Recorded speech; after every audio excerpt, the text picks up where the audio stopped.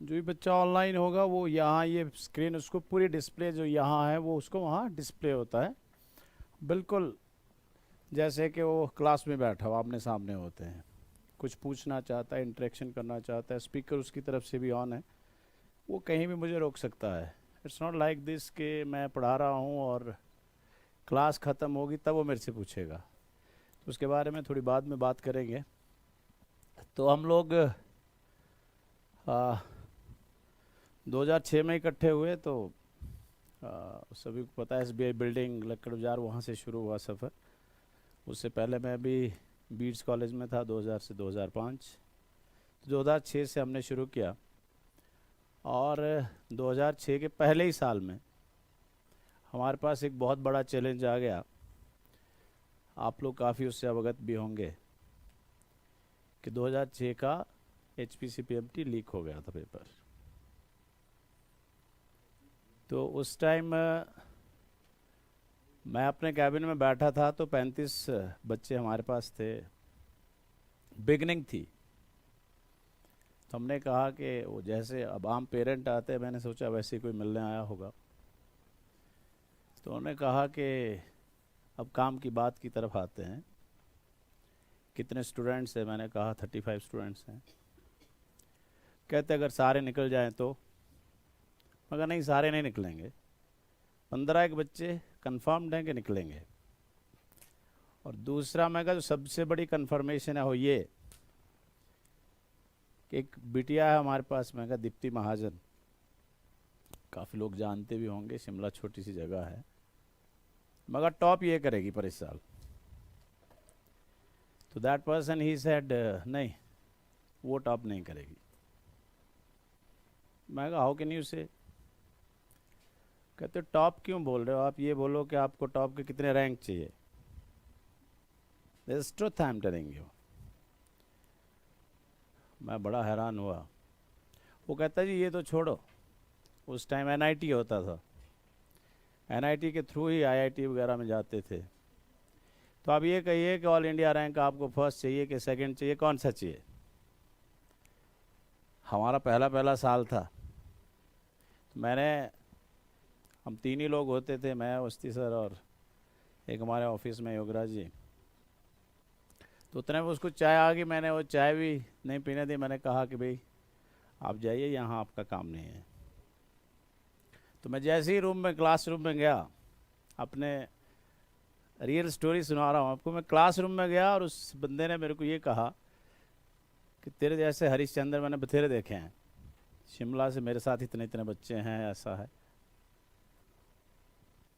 हमने इस चीज़ को बड़े लाइटली लिया कि ऐसा नहीं हो सकता। उसी दिन शाम को उसका फ़ोन आ गया और मैंने पूरी रिकॉर्डिंग कर ली। ये बात मार्च की है और अप्रैल 27 मई को पेपर होना था। मैंने कहा भाई पेपर कैसे होगा, क्यों, बच्चों का इसमें क्या फ़ायदा?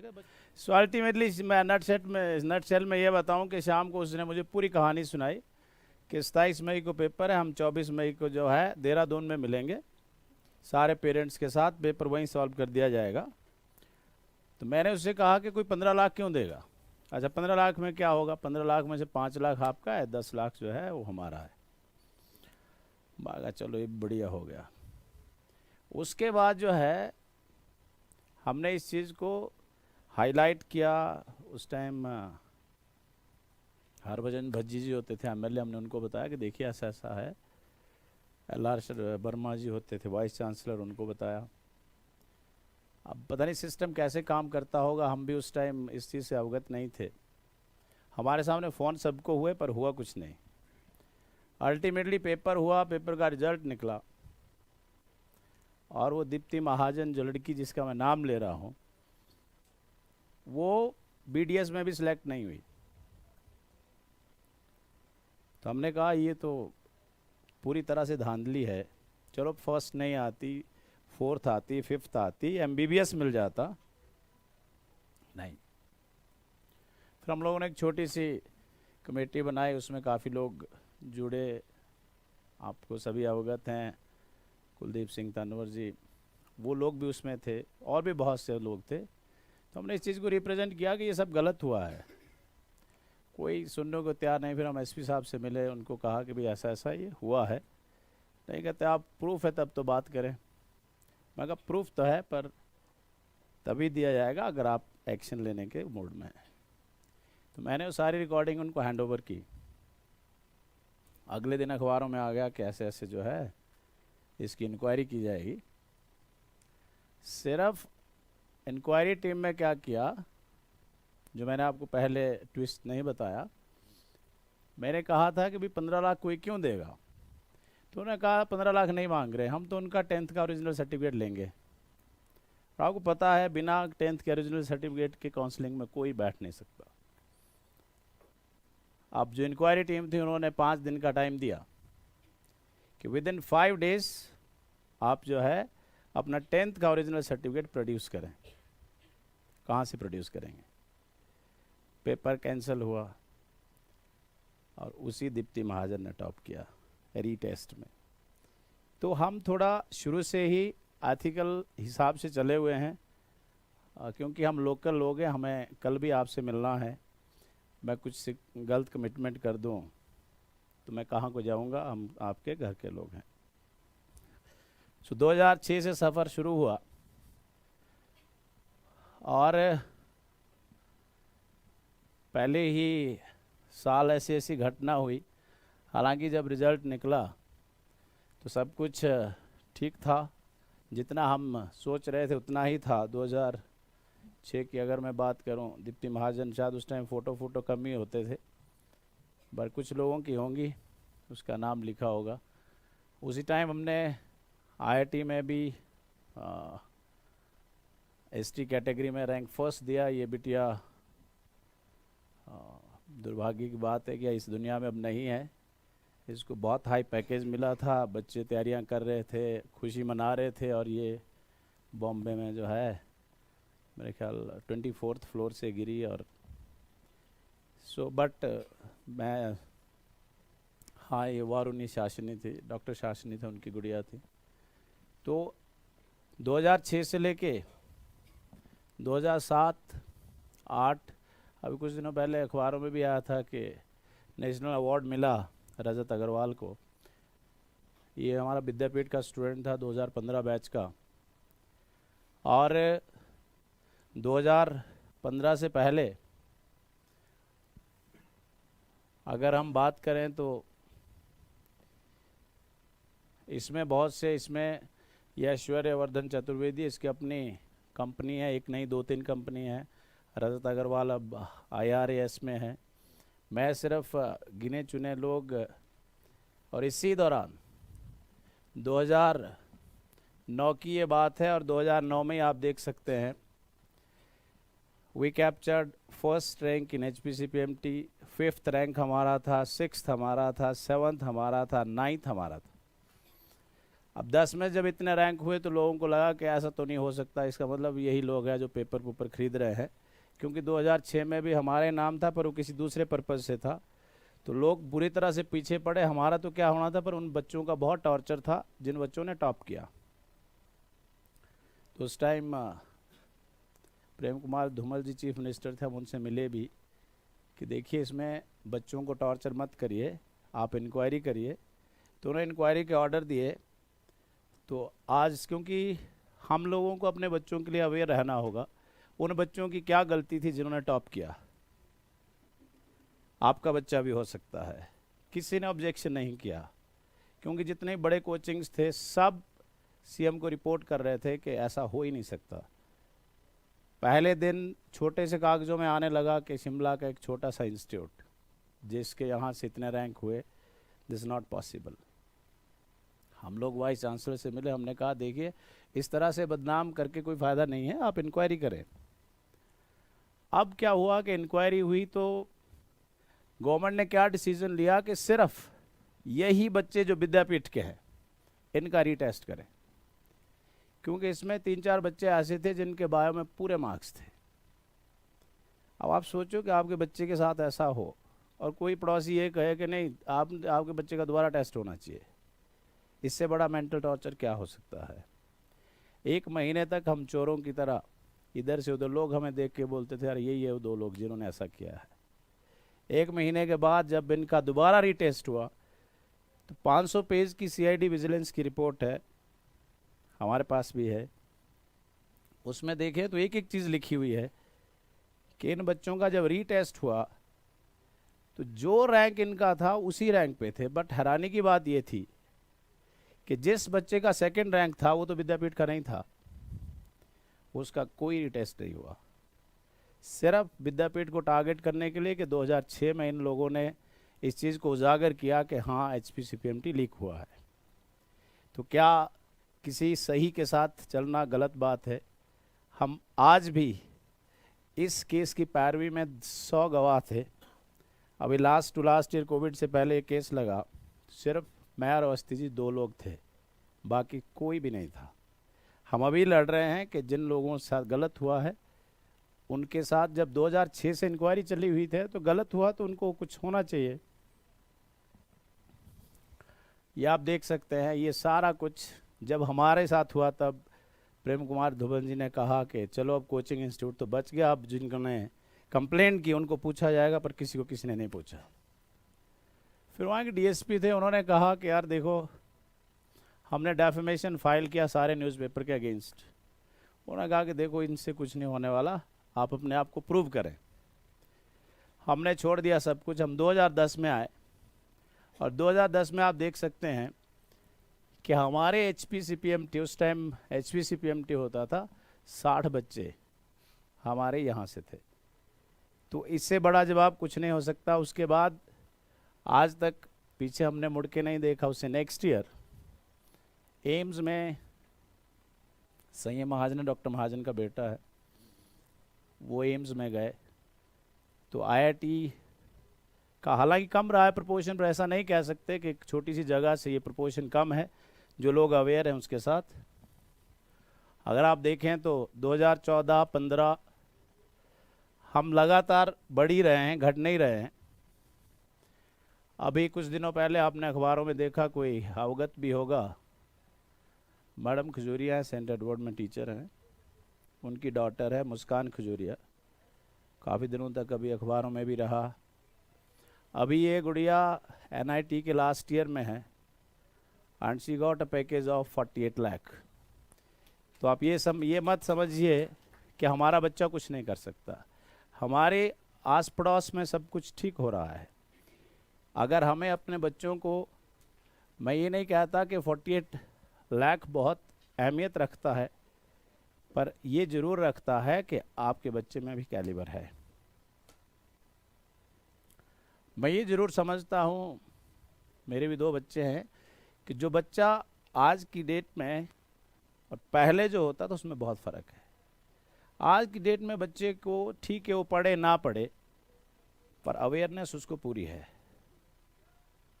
आप उसको हम जैसा या अपने जैसा ना समझे, क्योंकि जब हमारा वक्त था तो हर चीज़ कोई ना कोई बताता था, तब पता लगती थी। मैं गारंटी से कह सकता हूँ कि आपके बच्चे को अगर वो 9th 10th में 8th 7th 8th में भी है, उसको सब कुछ पता है, बस उसको डायरेक्शन की ज़रूरत है। उसको जो इधर उधर की डाइवर्जन है उससे यूनिट डायरेक्शन करने की ज़रूरत है।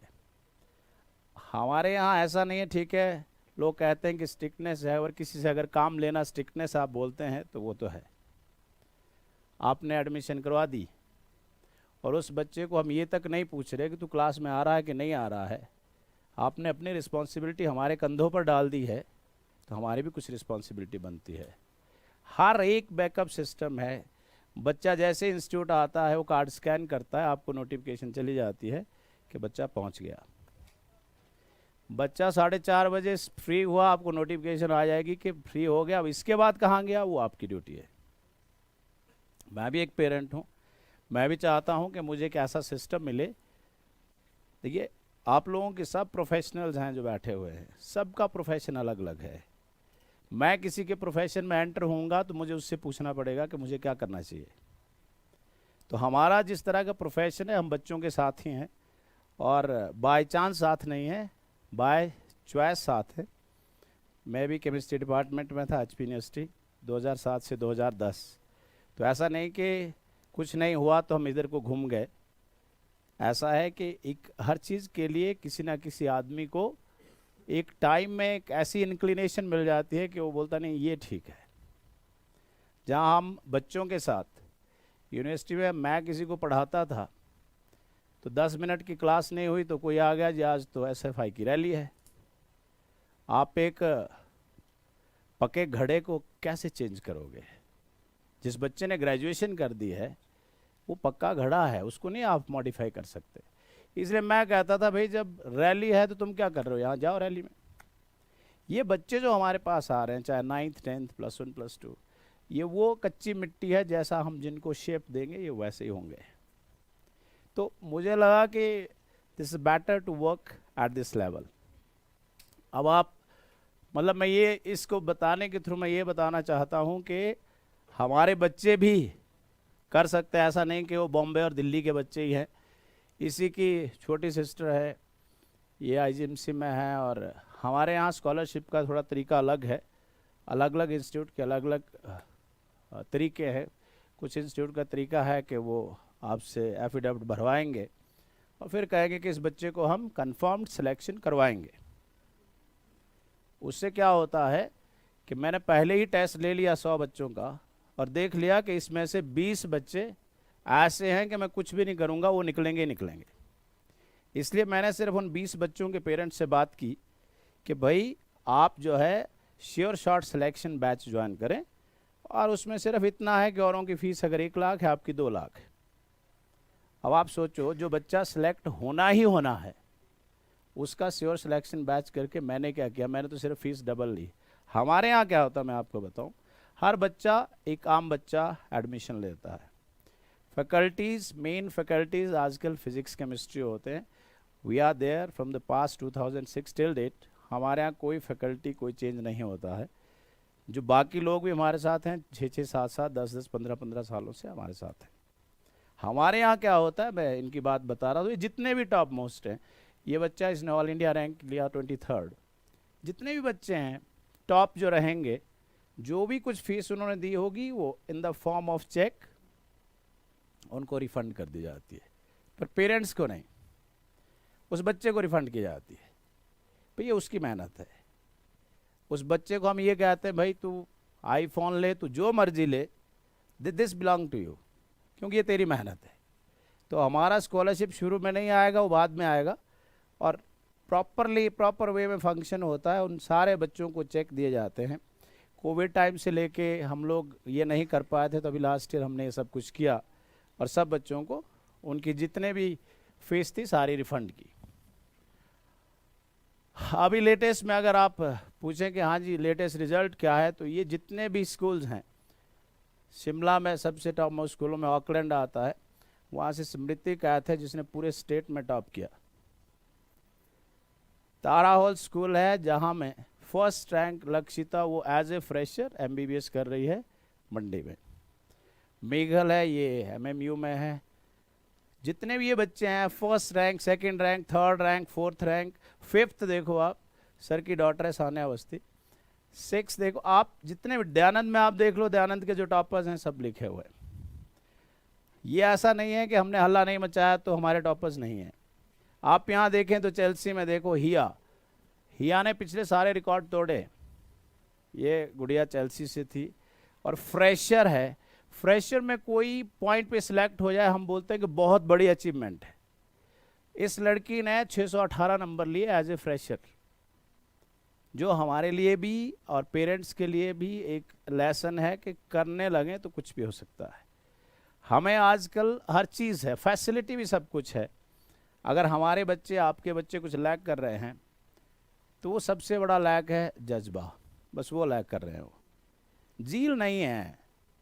अब वो झील किस वजह से ख़त्म हो रही है वो पता नहीं। वो झील इस वजह से ख़त्म हो रही है कि हमने उनको वो फैसिलिटीज़ दे दी जो उन्होंने सोचा भी नहीं था, उससे ज़्यादा फैसिलिटीज़ दे दी। अब उनको लगता है कि जब सब कुछ मिल रहा है तो करने की क्या ज़रूरत है। फिर भी कुछ बच्चे जो एक्सेप्शनली, मैं कह रहा हूँ कि एज ए फ्रेशर 618 नंबर लेना, और ये बढ़िया यहाँ IGMC में है। फिर आप चेल्सी के बाद दयानंद में आइए, दयानंद से देखिए फर्स्ट यहाँ है, फर्स्ट मेडिकल नॉन मेडिकल प्रज्ञा है, ये अभी भी हमारे पास है, नहीं हो पाया था। अब आप एडवर्ड की तरफ आए, फर्स्ट तानिश है, Tanish as a fresher MBBS में सिलेक्ट हो चुका है। तो आप डीएवी लक्कड़ बाजार की बात करें, बिपाशा गुप्ता है, अनफॉर्चुनेटली इस गुड़िया के 500 नंबर हैं, नहीं आ पाया as a fresher, but first position उसकी है, सेकंड शिवांशी है, फिफ्थ नायसा है, ये Naysa as a fresher select हो गई है। हमारे पास आप चेल्सी 10th का देख लीजिए आप, फर्स्ट सेकंड थर्ड फोर्थ। तो मैं सिर्फ इसके थ्रू ये बताना चाहता हूँ कि हम पूरी कोशिश कर रहे हैं और बच्चे भी बथेरा मेहनत कर रहे हैं। आप ऐसा ही नहीं समझिए कि विद्यापीठ गरीब बच्चों के साथ भी है, ये बच्चे किसी ना किसी मेडिकल कॉलेज से आज पूरी फैमिली का रुतबा बदल गया है। फ्री एजुकेशन हम लोगों ने इनको प्रोवाइड किया। आपकी सराउंडिंग में भी कोई बच्चा ऐसा हो, गरीब है, नहीं कर सकता, बट पढ़ने में गरीब नहीं होना चाहिए, पढ़ने में ठीक होना चाहिए। We will support in every sense, we will support. अभी भी हमारे पास एक गुड़िया है, वो 2 साल से हमारे पास है, नाम नहीं लूँगा मैं, गवर्नमेंट स्कूल की बच्ची है, अच्छा कर रही है। उसको प्रॉमिस हमने ये किया है कि तेरा सब पूरा खर्चा हम उठाएंगे, तेरा फॉर्म भी हम ही भरेंगे, बस तेने पढ़ना है। तो आपकी नॉलेज में ऐसा कोई हो तो आप हमें बताएं। अब ये रजत अग्रवाल को भी मैं कह रहा था 2009 में, ये उन्हीं के हाथ से लिखा हुआ है। आज इसको उस टाइम तो क्या पता रहा होगा कि ये आईएएस में, आईआरएस में आएगा। अब मैं बहुत ज़्यादा टाइम नहीं लूँगा, क्योंकि आपकी क्वेरी ये भी रहती है कि +2 के बाद बच्चा क्या करे। तो +2 के बाद बच्चे के पास ये ऑप्शन रहते हैं। अब देखिए, डिसाइड आपने करना है कि आपका बच्चा किस साइड जाना चाहता है, और मैं ये कहूँगा कि फोर्स नहीं करना है, लेट हिम और हर डिसाइड। आप उसके पास ऑप्शन रख दीजिए कि देखो बेटा ऐसा ऐसा है। ये मैं आपको सेकेंड लेवल की फील्ड बता रहा हूँ। सेकेंड लेवल मतलब जो बच्चा, हर बच्चा स्पेशल है, मैं कह रहा हूँ, वो पक्का कुछ ना कुछ करेगा और अच्छा करेगा। आप इसमें सेकेंड लेवल में बता रहा हूँ। फर्स्ट लेवल आपको लगता है कि नहीं हमारा बच्चा तो जो है वो क्रीमी लेयर में है, क्रीमी लेयर में है, तो उसके पास ये सारे ऑप्शंस हैं। सारे ऑप्शंस का मतलब हुआ वो बीएमएस में भी जा सकता है, जिसको हम एमबीबीएस से सेकेंड लेवल पे लेते हैं। जिस बच्चे का अभी नीट में, अब क्या हुआ एट लेटेस्ट क्या है कि एनटीए है, नेशनल टेस्टिंग एजेंसी है, गवर्नमेंट ने कॉन्स्टिट्यूट की, उसके अंडर ही सारा कुछ हो रहा है। अब उसने, पहले अलग अलग टेस्ट होते थे, हिमाचल का अलग होता था, अब कोई टेस्ट अलग नहीं होता है, एक ही टेस्ट के थ्रू। एम्स में भी बच्चा वहीं से जा रहा है, एएफएमसी में भी वहीं से जा रहा है, जितने बड़े बड़े इंस्टीट्यूट हैं सब वहीं से जा रहा है। और उस टेस्ट का नाम होता है नीट, मेडिकल के लिए होता है। नॉन मेडिकल के लिए वही टेस्ट अब जेई में है, उसमें सारा कुछ नीचे से ऊपर तक उसी के थ्रू जाता है। तो आप एमबीबीएस करें, एमबीबीएस के बाद जो बच्चा चाहता है वो करें। एमबीबीएस के सेकेंड लेवल, आजकल बीडीएस नहीं चला है, मैं आपको बता दूं। बीडीएस में गवर्नमेंट की पॉलिसीज़ कुछ ऐसी रही कि वो बच्चे बीडीएस करके आजकल बेले बैठे हुए हैं। उसके सेकेंड ऑप्शन आजकल जो सबसे टॉप में चल रहा हुआ है बीएमएस, क्योंकि ये इमर्जिंग फील्ड है। आने वाले वक्त में आज गवर्नमेंट पूरा फोकस कर रही है बीएमएस के ऊपर। उसके थर्ड रैंक पे आता है बीबीएससी, पर सबके लिए एग्ज़ाम एक ही हो रहा है। फिर भी बच्चा बोलता है मैंने ये नहीं करना, भाई बीएससी नर्सिंग कर ले, बीएससी नर्सिंग नहीं तो डिप्लोमा इन नर्सिंग कर ले, वो नहीं करना तो बहुत लंबा प्रोसेस है बीएससी होम साइंस, जिसके थ्रू हम डॉक्टरेट बने, वो प्रोसेस बहुत लंबा प्रोसेस है। तो मैं आपको ये भेज दूंगा। और उसके बाद अगर वो नॉन मेडिकल के थ्रू है, वो फिर क्या कर सकता है इस ईयर। अगर वो नॉन मेडिकल में है तो ये ऐसा नहीं है कि 10th के बाद कुछ नहीं होता, 10th के बाद भी बहुत ऑप्शंस हैं, पर पहले बच्चे को पढ़ने दें बाकी बातें बाद में करेंगे। तो अगर नॉन मेडिकल में जाता है तो हमारे पास फिर नॉन मेडिकल के थ्रू क्या आर्किटेक्ट करना है उसने, या टोटल आईआईटी के थ्रू जाना है, that they are different options through that. तो ये मैं आपको भेज भी दूंगा कि किस तरीके से आप बच्चे को भी पूछ लें एक बार, पर फोर्स ना करें मेरा ख्याल, उसको पूछें। क्योंकि पहले ऐसा होता था कि घर वाले जो बोल देते थे हम ये नहीं पूछते थे कि क्यों। हमारे पास मैक्सिमम प्रॉब्लम्स ऐसी आती हैं कि बच्चा ये कहता है कि मैं ऐसा क्यों करूं। मैंने कहा ना कि आज के बच्चे के पास अवेयरनेस है, उसके दिमाग में सब कुछ है। आप उसको बोलोगे तो मेडिकल ले ले, वो आपसे उल्टा क्वेश्चन करेगा क्यों, मैं ह्यूमैनिटी क्यों ना लूं। हमारे टाइम में कोई क्वेश्चन नहीं होता था, जो पेरेंट्स लाइन खींच देते थे हम उसको टारगेट बनाकर चलते थे, चाहे वो मुझे पसंद है चाहे नहीं है, इसलिए उस टाइम सक्सेसफुल रेट ज़्यादा था। आज आपने बच्चे को चाहा कि इसको मैं मेडिकल दिलाता हूँ, मेडिकल में तो डाल दिया, पर 2 महीने बाद जब पीटीएम हुई हमने बात की कि भाई तेरा रिजल्ट ठीक नहीं क्यों नहीं है, तो वो सीधा हमारे से बोल देता है जी घर वालों ने बोला मेडिकल लेने को, मैंने तो बोला ही था। तो हमने काम भी उन्हीं से लेना है, पर उन्हीं को आगे करना होगा, उन्हीं से ऑप्शन मांगना होगा। सो इन ऑप्शंस के साथ आप देख लें कि आपका बच्चा कहाँ जैसे स्टैंड करता है। मैं सिर्फ एक फोर्सिबली तो नहीं कहूँगा, पर एक बात ज़रूर कहूँगा कि बच्चा 1 या 2% बच्चा ऐसा होता है जो हमारा आज तक का एक्सपीरियंस है, जिसने शायद 9th में ही डिसाइड कर लिया होता है कि मुझे क्या करना है। बाकी जो 98% बच्चे हैं वो जब साइंस में आते तब डिसाइड करते हैं कि मुझे क्या करना है। इसलिए ऐसा ना हो कि बच्चे ने आज ह्यूमैनिटी में बोला फिर उसका 6 महीने बाद दिमाग चेंज हुआ, ओह मैंने तो साइंस लेनी थी। साइंस में नहीं जा सकता वो, साइंस +2 कर ले उसके बाद जो मर्जी करे, क्योंकि साइंस से कहीं भी जा सकते हैं पर कहीं से साइंस में नहीं जा सकते। So thank you very much, आप लोगों का टाइम लिया।